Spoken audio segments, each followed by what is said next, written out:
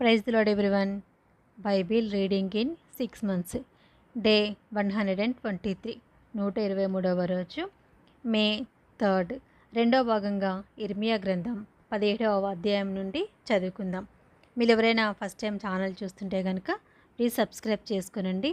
అలాగే మీకు తెలిసిన వారికి కూడా ఈ లింక్ షేర్ చేయండి, కామెంట్ కూడా చేయండి. ఇర్మియా గ్రంథం 17వ అధ్యాయం. వారి కుమారులు తాము కట్టిన బలిపీఠములను, ప్రతి పచ్చని చెట్టు క్రిందనున్న దేవతా స్తంభములను జ్ఞాపకం చేసుకొనుచుండగా, యూదా పాపము ఇనుప గంటముతో వ్రాయబడి ఉన్నది, అది వజ్రపు మొనతో లిఖింపబడి ఉన్నది, అది వారి హృదయములనేడి పలకల మీదను చెక్కబడి ఉన్నది, మీ బలిపీఠముల కొమ్ముల మీదను చెక్కబడి ఉన్నది. పొలంలోనున్న నా పర్వతమా, ఈ ప్రాంతములన్నిటిలో నీవు చేయు నీ పాపమును బట్టి నీ ఆస్తిని, నీ నిధులన్నిటినీ, నీ బలిపీఠములను దోపుడు సొమ్ముగా నేను అప్పగించుచున్నాను. మీరు నిత్యము రగులుచుండు కోపము నాకు పుట్టించితిరి కనుక నేను నీకు ఇచ్చిన స్వాస్యమును నీ అంతట నీవే విడిచిపెట్టితివి. కనుక నీవెరిగని ఈ దేశంలో నీ శత్రువులకు నీవు దాసుడు వగుదువు. యెహోవా ఇలాగు సెలవిచ్చుచున్నాడు. నరులను ఆశ్రయించి శరీరులను తమకు ఆధారముగా చేసుకొనుచు తన హృదయమును యెహోవా మీద నుండి తొలగించుకొనువాడు శాపగ్రస్తుడు. వాడు ఎడారిలోని అరుహ వృక్షము వలె ఉండును. మేలు వచ్చినప్పుడు అది వానికి కనబడదు. వాడు అడవిలో కాలిన నేలయందును నిర్జనమైన చవిటి భూమి అందును నివసించును. యెహోవాను నమ్ముకొనివాడు ధన్యుడు. యెహోవా వానికి ఆశ్రయముగా ఉండును.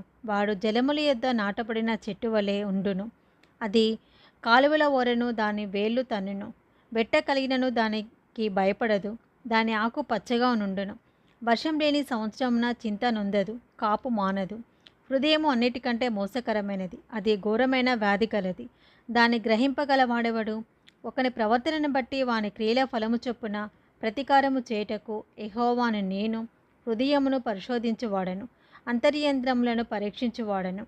న్యాయ విరోధంగా ఆస్తి సంపాదించుకొనివాడు తాను పెట్టెని గుడ్లను పొదుగు కౌజుపిట్టవలెనున్నాడు. సగము ప్రాయంలో వాడు దానిని విడవవలసి వచ్చును. అట్టివాడు కడపడ వాటిని విడిచుచు అవివేకిగా కనబడును. ఉన్నత స్థలమున నుండు మహిమగల సింహాసనము, మొదటి నుండి మా పరిశుద్ధాలయ స్థానము, ఇశ్రాయేలునకు ఆశ్రయమా, యెహోవా నిన్ను విసర్జించి వారందరూ సిగ్గునొందుదురు. నా ఎడల ద్రోహం చేయువారు యెహోవా అను జీవజలముల ఊటను విసర్జించి ఉన్నారు కనుక వారు ఇసుక మీద పేరు వ్రాయబడిన వారుగా ఉందురు. యెహోవా నీవు నన్ను స్వస్థపరచుము, నేను స్వస్థత నొందును. నన్ను రక్షించుము, నేను రక్షింపబడుదును. నేను నిన్ను స్తోత్రించుటకు నీవే కారణభూతుడవు. వారు యెహోవా వాక్కు ఎక్కడున్నది, దాన్ని రానిమ్మని అనుచున్నారు. నేను నిన్ను అనుసరించు కాపురిన ఎండుట మానలేదు. ఘోరమైన దినమును చూడవలెనని నేను కోరలేదు. నీకే తెలిసి ఉన్నది. నా నోట నుండి వచ్చిన మాట నీ సన్నిధిలోనున్నది. ఆపత్కాలమందు నీవే నా ఆశ్రయము. నాకు అధైర్యము పుట్టింపకము. నన్ను సిగ్గుపడనీయక నన్ను తరుము వారిని సిగ్గుపడనిమ్ము. నన్ను దిగులు పడనీయక వారిని దిగులు పడనిమ్ము. వారి మీదికి ఆపద్దినము రప్పించుము. రెట్టింపు నాశనముతో వారిని నశింపచేయము. యెహోవా నాకిలాగూ సెలవిచ్చి ఉన్నాడు. నీవు వెళ్ళి యూదారాజులు వచ్చుచూ పోచునుండు జనుల గుమ్మమునను, యెరూషలేము గుమ్మములన్నిటను నిలిచి జనులలో దీన్ని ప్రకటన చేయము. యూదారాజులారా, యూదావార్లారా, యెరూషలేము నివాసులారా, ఈ గుమ్మములలో ప్రవేశించు సమస్తమైన వారలారా, యెహోవా మాట వినుడి. యెహోవా ఇలాగూ సెలవిచ్చుచున్నాడు. మీ విషయంలో జాగ్రత్త పడుడి. విశ్రాంతి దినమున ఏ బరువును మోయకుడి. యెరూషలేము గుమ్మములలో గుండా ఏ బరువును తీసుకొని రాకుడి. విశ్రాంతి దినమున మీ ఇళ్లలో నుండి ఏ బరువును మోసుకొని పోకుడి. ఏ పనియు చెయ్యకుడి.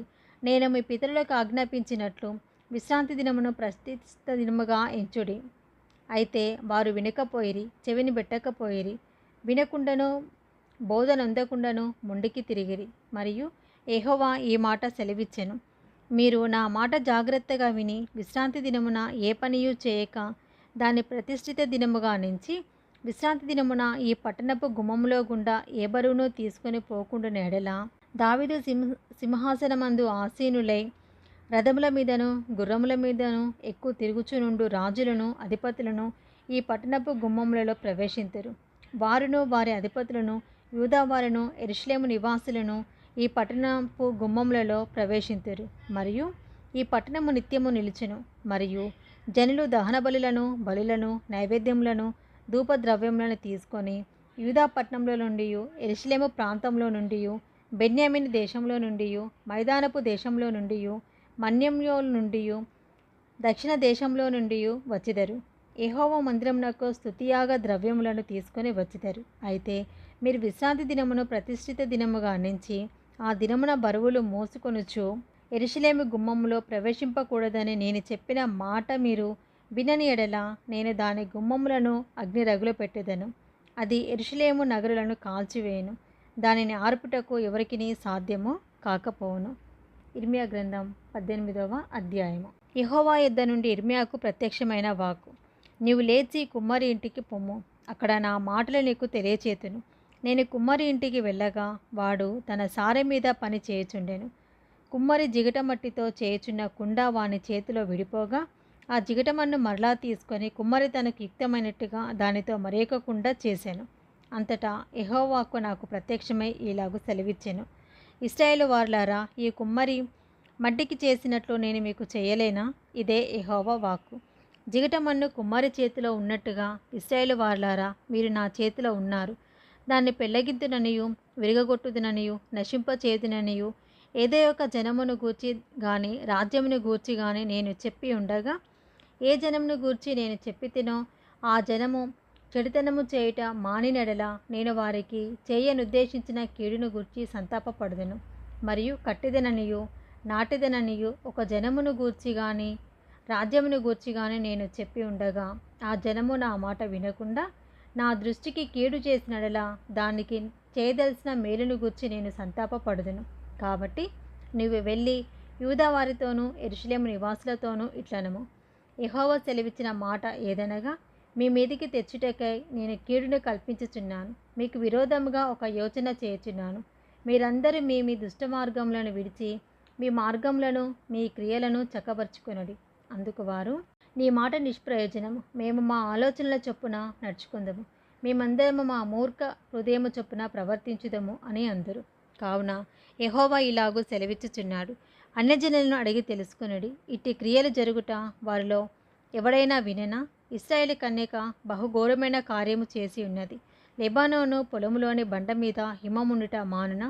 దూరం నుండి పారుచున్న చల్లని జలములో పారక మానున? అయితే నా ప్రజలు నన్ను మరచి ఉన్నారు, మాయకు ధూపము వేయుచున్నారు.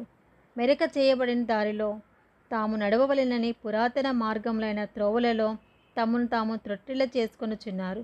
వారు ఎల్లప్పుడూ అపహాస్యాస్పదముగా నుండుటకై తమ దేశమును పాడుగా చేసుకొని ఉన్నారు. దాని మార్గమున నడుచు ప్రతివాడును ఆశ్చర్యపడి తల ఊచును.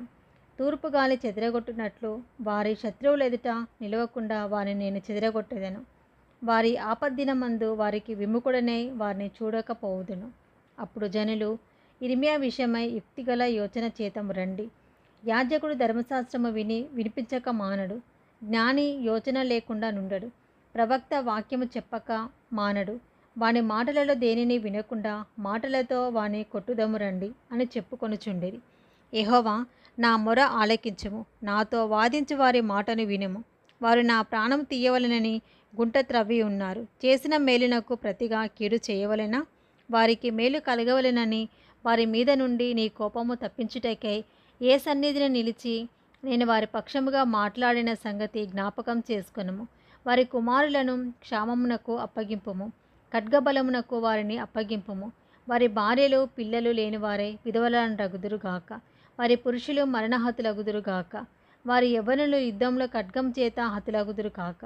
నన్ను పట్టుకున్నటకు వారు గొయ్యి తవ్విరి, నా కాళ్లకు ఉర్రు నొగ్గిరి. వారి మీదికి నీవు ఆకస్మికముగా దండును రప్పించట వలన వారి ఇళ్లలో నుండి కేకలు వినబడును గాక. యెహోవా, నాకు మరణం రావాలనని వారు నా మీద చేసిన ఆలోచన అంతయు నీకే తెలిసి ఉన్నది. వారి దోషమునకు ప్రాయశ్చిత్తం కలగనీయకము. నీ సన్నిధి నుండి వారి పాపమును తుడిచివేయకము. వారు నీ సన్నిధిని త్రొట్టిల్లుదురుగాక. నీకు కోపము పుట్టు కాలమున వారికి తగిన పని చేయము. ఇర్మియా గ్రంథం 19వ అధ్యాయము. యెహోవా ఇలాగు సెలవిచ్చుచున్నాడు, నీవు వెళ్ళి కుమ్మరి చేయు మట్టి కూజాను కొని జనుల పెద్దలలో కొందరిని యాజకుల పెద్దలలో కొందరిని పిలుచుకొని పోయి హర్షీతు గుమ్మపు ద్వారమునకు ఎదురుగానున్న బెన్ హిన్నోము లోయలోనికి పోయి నేను నీతో చెప్పబో మాటలు అక్కడ ప్రకటింపము. నీవిట్లనము, యూదా రాజులారా, యెరూషలేము నివాసులారా, యెహోవా మాట వినుడి. సైన్యములకు అధిపతియు ఇశ్రాయేలు దేవుడనగు యెహోవా ఇలాగు సెలవిచ్చుచున్నాడు, ఆలకించుడి. దాని సమాచారము వినువారందరికీ చెవులు గింగురుమన్నంతగా కీడును నేను ఈ స్థలము మీదికి రప్పింపబోచున్నాను.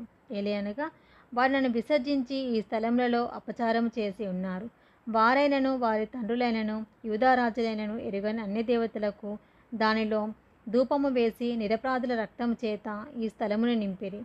నేను విధింపనిదియు సెలవీయనిదియు నా మనసునకు తోచనిదియునైన ఆచారమునాచరించిరి. తమ కుమారులను దహనబలులుగా కాల్చుటకై బయలునకు బలిపీఠములను కట్టించిరి. ఇందును బట్టి యెహోవా సెలవిచ్చే మాట ఏదనగా, రాబోవు దినములలో ఈ స్థలము హత్యలోయ అనబడును, కానీ తోఫెతు అని అయినను బెన్ హిన్నోము లోయ అని అయినను పేరు వాడబడదు. తమ శత్రువుల ఎదుట ఖడ్గం చేతను తమ ప్రాణములను తీయ వెదుకువారి చేతను వారిని కూలజేసి ఆకాశ పక్షులకును భూజంతువులకును ఆహారముగా వారి కళేబరములను ఇచ్చి ఈ స్థలములోనే యూదా వారి ఆలోచనను యెరూషలేము వారి ఆలోచనను నేను వ్యర్థం చేసేదను.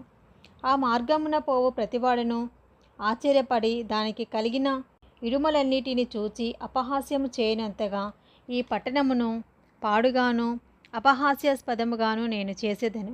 వారు తమ కుమారుల మాంసమును తమ కుమార్తెల మాంసమును తిన్నట్లు చేసేదను. తమ ప్రాణము తీయ వెదుకు శత్రులు తమకు ఇబ్బంది కలిగించుటకై వేయు ముట్టడిని బట్టియు దాని వలన కలిగిన ఇబ్బందిని బట్టియు వారిలో ప్రతివాడు తన చెలికాని మాంసమును తినును. ఈ మాటలు చెప్పిన తర్వాత నీతో కూడా వచ్చిన మనుషులు చూచుచుండగా నీవు ఆ కూజాను పగలగొట్టి వారితో ఇలాగనవలెను, సైన్యములకు అధిపతియగు యెహోవా ఇలాగు సెలవిచ్చుచున్నాడు, మరలా బాగు చేయ శక్యము కాని కుమ్మరి పాత్రను ఒకడు పగలగొట్టినట్లు నేను ఈ జనమును ఈ పట్టణమును పగలగొట్టబోచున్నాను. తోఫెతులో పాతిపెట్టుటకు స్థలం లేకపోవునంతగా వారు అక్కడనే పాతిపెట్టబడదురు. యెహోవా వాక్కు ఇదే. ఈ పట్టణమును తోఫెతు వంటి స్థలముగా నేను చేయుదును. ఈ స్థలమునకును దాని నివాసులకును నేను అలాగు చేయుదును. యెరూషలేము ఇండ్లును యూదారాజుల నగరులను ఆ తోఫెతు స్థలములనే అపవిత్రములగును. యెరూషలేము ఇండ్లును యూదారాజుల నగరులను ఆ తోఫెతు స్థలము వలెనే అపవిత్రములగును. ఏ ఇండ్ల మీద జనులు ఆకాశ సమూహమను దేవతలకు ధూపము వేయుదురో లేక అన్య దేవతలకు పానార్పణము నర్పించుదురో ఆ ఇండ్లన్నిటికీ అలాగే జరుగును. ఈ ప్రవచనము చెప్పుటకు యెహోవా తన్ను పంపిన తోఫెతులో నుండి ఇర్మియా వచ్చి యెహోవా మందిరపు ఆవరణంలో నిలిచి జనులందరితో ఇలాగు చెప్పెను, సైన్యములకు అధిపతియు ఇశ్రాయేలు దేవుడనగు యెహోవా ఈ మాట సెలవిచ్చుచున్నాడు, ఈ జనులు నా మాటలు వినకుండా మొండికి తిరిగి ఉన్నారు కనుక ఈ పట్టణంను గూర్చి నేను చెప్పిన కీడంతయు దాని మీదికిని దానితో సంబంధించిన పట్టణములన్నిటి మీదికి రప్పించుచున్నాను. ఇది 2వ భాగం అండి. Praise the lord.